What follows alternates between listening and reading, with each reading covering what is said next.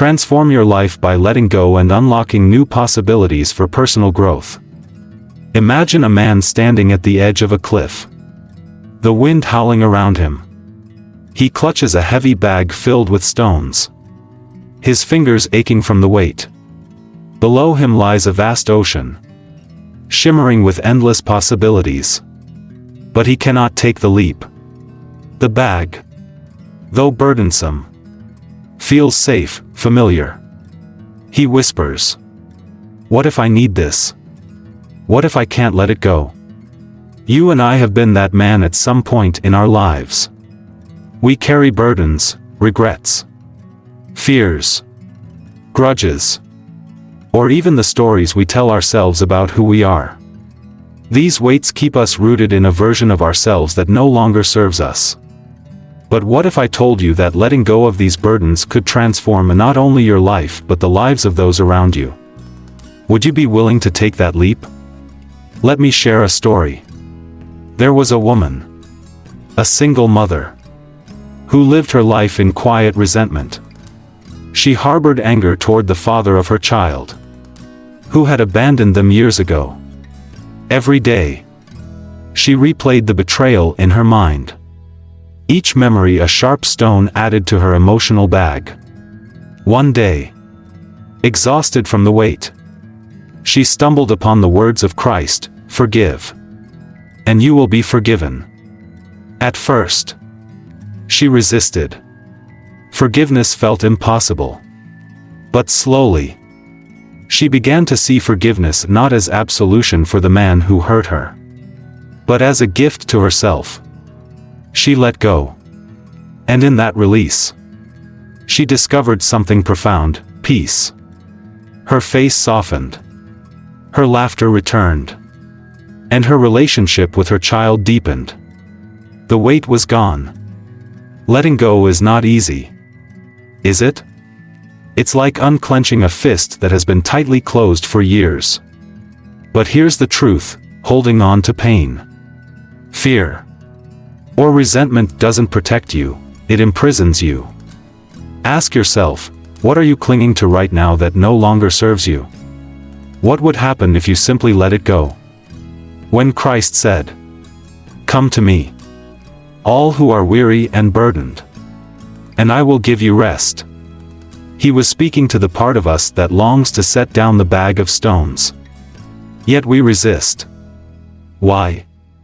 Because letting go often feels like losing control. But here's the paradox: the more we let go, the more space we create for growth, love, and new opportunities. I want you to think about your life for a moment. Picture yourself standing at the edge of that same cliff. What's in your bag? Maybe it's the fear of failure that stops you from pursuing a dream. Maybe it's the guilt over a mistake you made years ago. Maybe it's the anger you feel towards someone who hurt you deeply. Whatever it is, it's time to confront it. But letting go isn't just about release, it's about making room. Imagine your mind as a garden. If it's overrun with weeds, negative thoughts, grudges, and doubts, there's no space for flowers to grow. Letting go is the act of pulling those weeds so that you can plant seeds of hope, courage, and possibility. What kind of garden do you want to cultivate?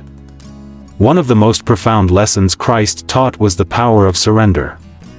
In the Garden of Gethsemane, facing unimaginable pain, he prayed, "Not my will, but yours be done." This wasn't a moment of weakness, it was a moment of profound strength.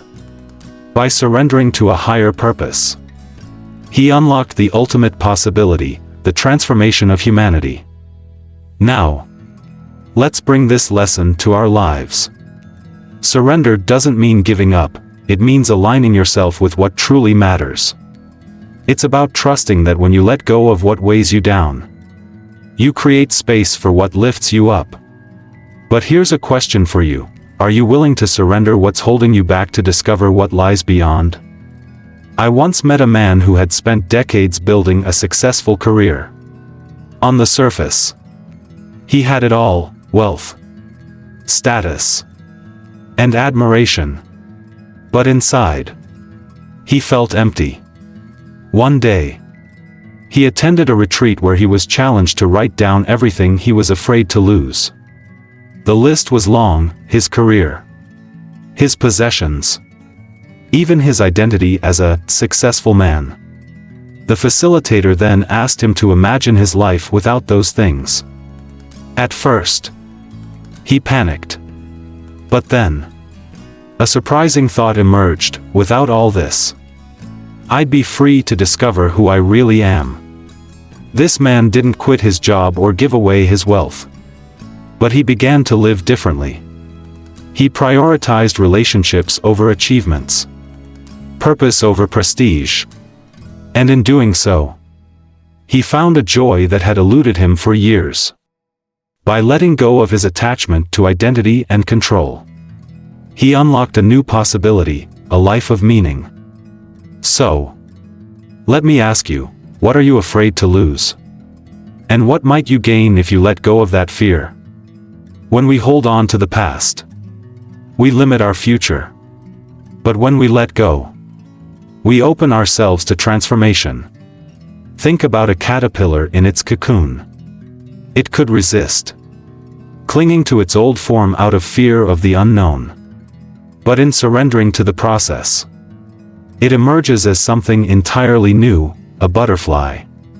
You, too, have the power to transform. But it begins with letting go. As we close this part of the journey, I want to leave you with this thought: letting go is not a single act, it's a practice. It's a daily decision to release what no longer serves you and embrace what truly matters. And as you do, you'll discover that the possibilities for personal growth are as vast as the ocean before you. The courage to leap: how surrender transforms fear into freedom.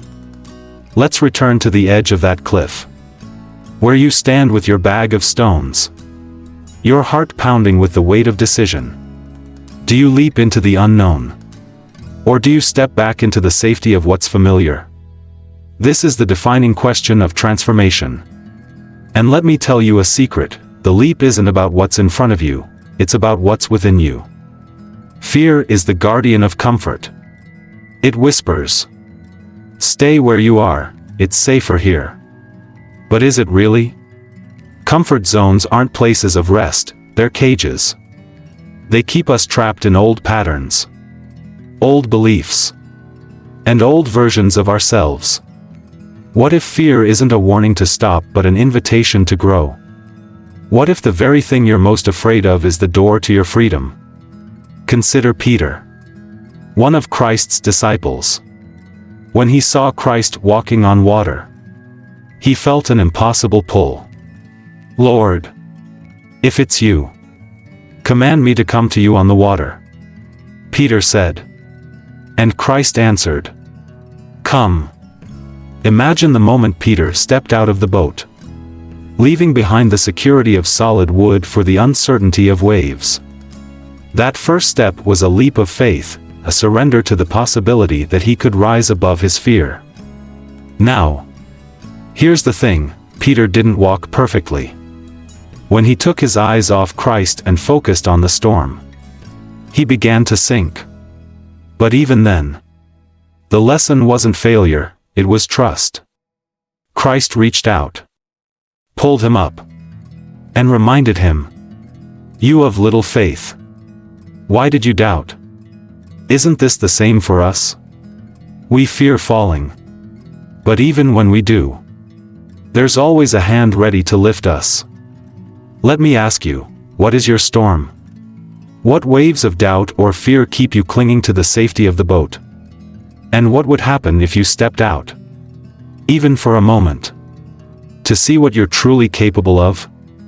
The leap doesn't have to be grand. It could be a decision to forgive someone who doesn't deserve it, to take a risk on a dream you've been suppressing, or to let go of an identity that no longer feels true. Each leap, no matter how small, builds the courage for bigger ones. But let's get practical. How do we surrender fear and embrace freedom? It starts with awareness. Fear thrives in the shadows of our mind. When we avoid it, it grows. But when we face it, it shrinks. I want you to try something. Close your eyes and picture the thing you fear most. Hold it in your mind without judgment. Now ask yourself, what's the worst that could happen? Often, you'll find that the worst-case scenario isn't as terrifying as you imagined. And even if it is, you'll discover a quiet truth: you're stronger than you think. Next, reframe fear as a teacher. Every fear holds a lesson. Maybe your fear of failure is teaching you the value of persistence. Maybe your fear of rejection is nudging you toward self-acceptance. When you view fear as an ally instead of an enemy, it loses its power to control you. But courage isn't just about facing fear, it's about trusting in something greater. Remember the woman who forgave her child's father? Her courage didn't come from herself, it came from faith. Faith in the words of Christ. Faith in the possibility of a lighter heart.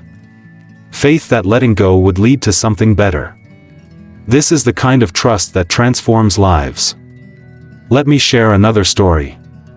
A young man once came to me, his eyes heavy with regret. He had lost everything: his job, his savings, even his relationships, because of a series of bad decisions. "I feel like I've ruined my life," he said. But as we talked, a spark of hope emerged. He began to see his losses not as the end but as the beginning. He surrendered his shame and embraced the possibility of starting over. Today, he's thriving, not because he reclaimed what he lost, but because he discovered who he was without it. And that brings me to you. What part of your life feels like it's over? What would happen if you stopped clinging to what was and started embracing what could be? Letting go isn't a passive act, it's a bold declaration of trust. Trust in yourself. Trust in the process. And for those who believe, trust in God. It's saying, I don't need to have all the answers because I'm open to the journey. But let's address the elephant in the room. What if you let go and things don't get better? What if the leap leads to more struggle? Here's the profound truth: the act of letting go isn't about outcomes, it's about alignment. When you release what doesn't serve you, you align with your highest self. And that alignment, no matter the external results, is where peace and growth are found. Take Christ's ultimate act of surrender, the crucifixion. On the surface, it seemed like defeat. But in letting go, even of life itself, he unlocked the greatest possibility of all: redemption and resurrection. This is the paradox of surrender. In losing, we gain. In dying to the old, we are reborn. So, let me ask you again, what are you afraid to lose? And what might you gain if you let it go? As we near the end of this part, I want to leave you with a challenge. Take one small step toward letting go. Maybe it's writing a letter of forgiveness, even if you don't send it. Decluttering something that no longer sparks joy. Or simply sitting in stillness and releasing a burden in your heart. Notice how it feels. You might find that the weight you've carried for so long begins to lift, making room for something new. Unstoppable you, how letting go unleashes infinite possibilities. Close your eyes for a moment and imagine your life free of every burden you carry, every fear, regret, or doubt. Can you see it? That's not just a fantasy, it's a possibility waiting for you on the other side of letting go.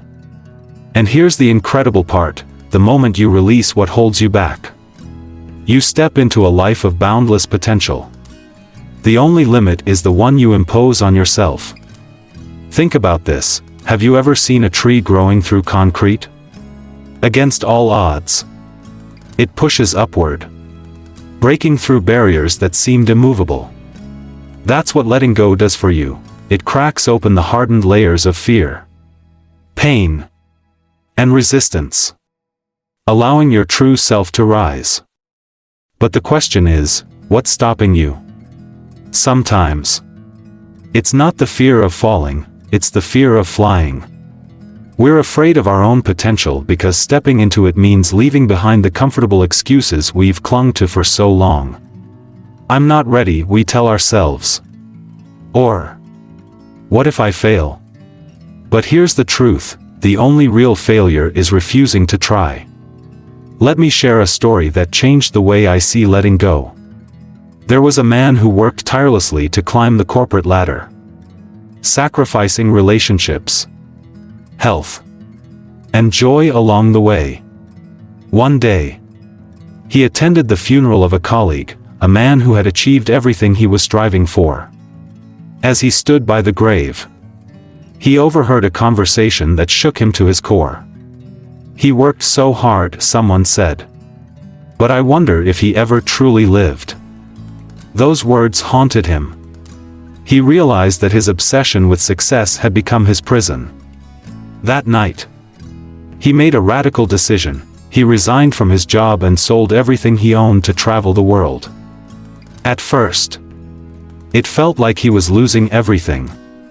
But in reality, he was gaining something far greater, freedom.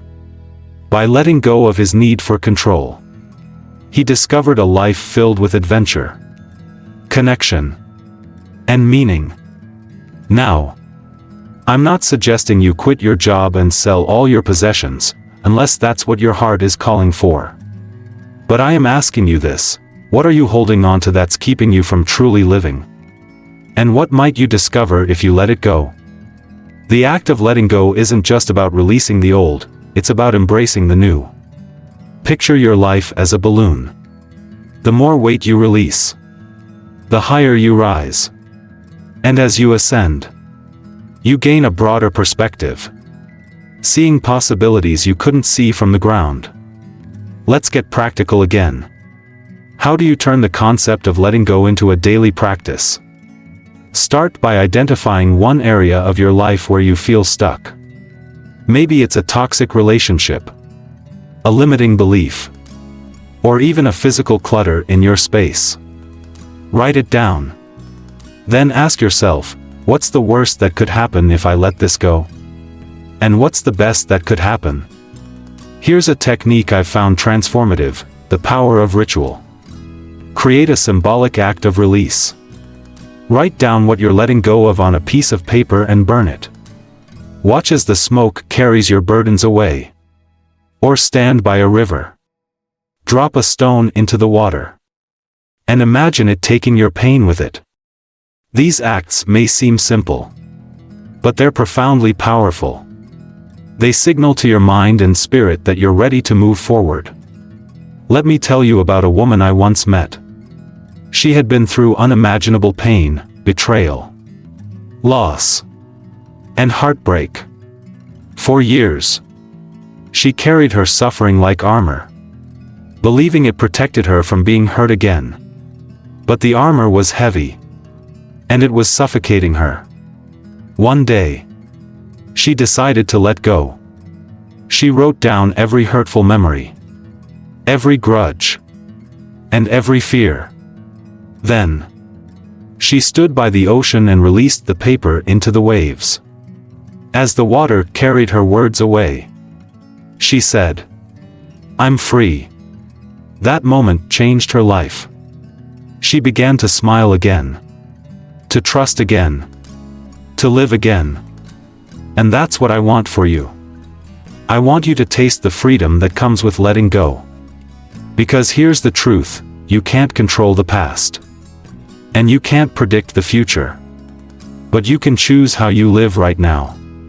And when you let go of what doesn't serve you, you open the door to infinite possibilities. Think about it. What dreams have you put on hold because you were too afraid to take the leap? What relationships have you missed out on because you couldn't let go of a past hurt? What version of yourself is waiting to be born once you release the chains of fear and doubt? Letting go isn't about perfection, it's about progress. You don't have to release everything all at once. Start small. Start with one stone from your bag. And then another. And another. Before you know it, you'll feel lighter, freer, and more alive than ever before. But let me challenge you with one final question.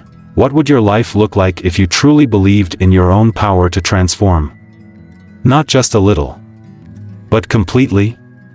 What if you let go of every doubt, every fear, and every limitation and stepped fully into the person you were created to be? As we end this journey together, I want you to hold on to this truth: you are capable of so much more than you imagine. The life you dream of is within reach.